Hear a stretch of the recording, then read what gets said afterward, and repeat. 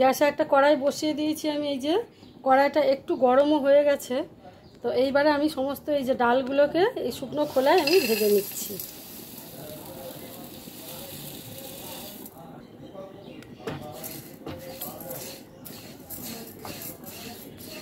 এটা ভালো করে শুকনো খোলায় ভাজতে হবে, তাহলে কিন্তু বড়াটাও যেরকম টেস্ট হবে আর বড়াটা কিন্তু মচমচেও হবে।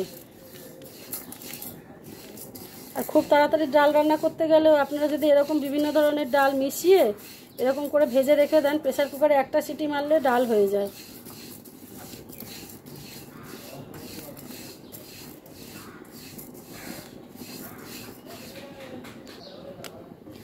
যতক্ষণ না সুন্দর গন্ধ ছাড়বে এর মধ্যে থেকে, ততক্ষণই ডালটা এরকম করেই ভাজতে হবে। মোটামুটি 2-2.5 মিনিট মতো ভাজলেই হবে।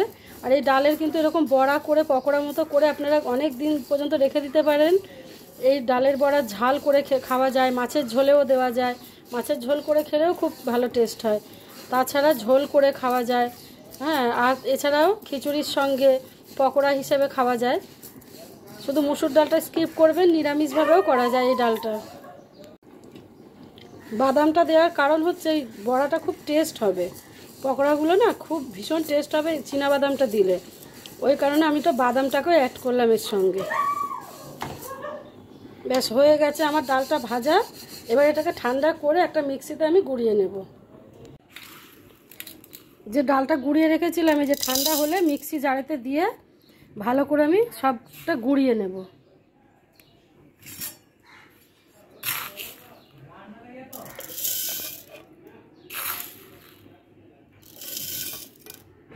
বাটি নিলাম, নিয়ে যতটা পরিমাণ লাগবে ততটাই আমি জলে ভিজিয়ে দেবো। এটা যতটা পরিমাণ বড়া করব, একটু এই জলটা কিন্তু পুরোটাই টেনে নেবে।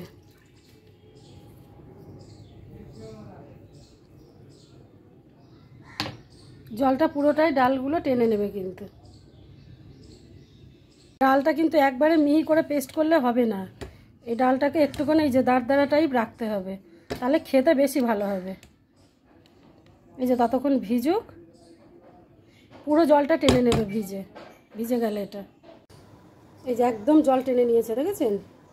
আর ডালগুলো কিন্তু একটু দানাদারও রয়েছে। দিয়ে দেবো বেশ খানিকটা পেঁয়াজ কুচি এর মধ্যে।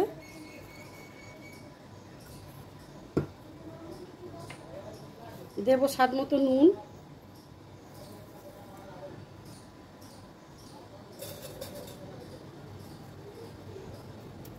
একটু স্বাদের ব্যালেন্সের জন্য মিষ্টির জায়গায় এই যে দুটো বাতাসা গুঁড়ো করে দিয়ে দিলাম এর মধ্যে। দিয়ে দিলাম 1 চিমটে হলুদ গুঁড়ো। এখানে আমি কোনো কাঁচা লঙ্কার ব্যবহার করব না, যেহেতু আমার মেয়ে কাঁচা লঙ্কা মুখে পড়লে খেতে চায় না, তো ওই জন্য একটু লঙ্কার গুঁড়ো দিয়ে দিচ্ছি। তো ঝালের যা টেস্টটা আপনারা বুঝে যার যার মতন করে নেবেন। দিয়ে দিলাম একটুখানি গোটা জিরে, আর একটু স্বাদের জন্য দিয়ে দেবো ঘি। দিয়ে দিচ্ছি একটু ধনেপাতা কুচি।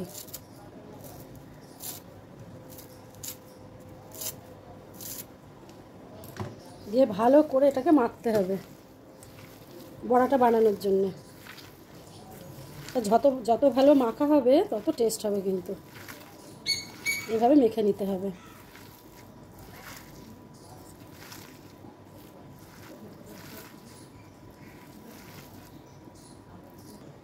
দিচ্ছি একটা ডিম ফাটিয়ে এর মধ্যে।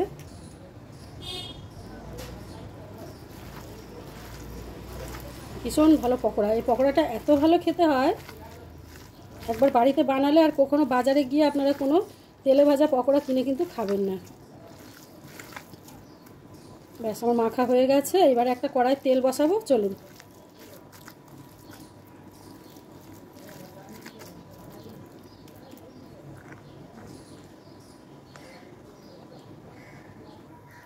কড়াই সাদা তেল আমার গরম হয়ে গেছে।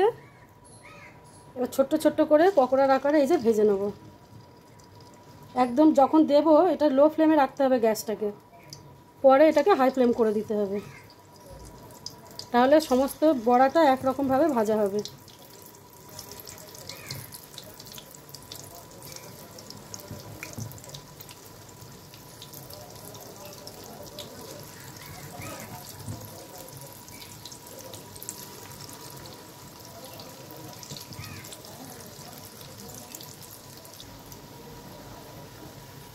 একে একে বড়াগুলো সব উল্টে পাল্টে এইভাবে ভেজে নিতে হবে ছোট ছোট করে।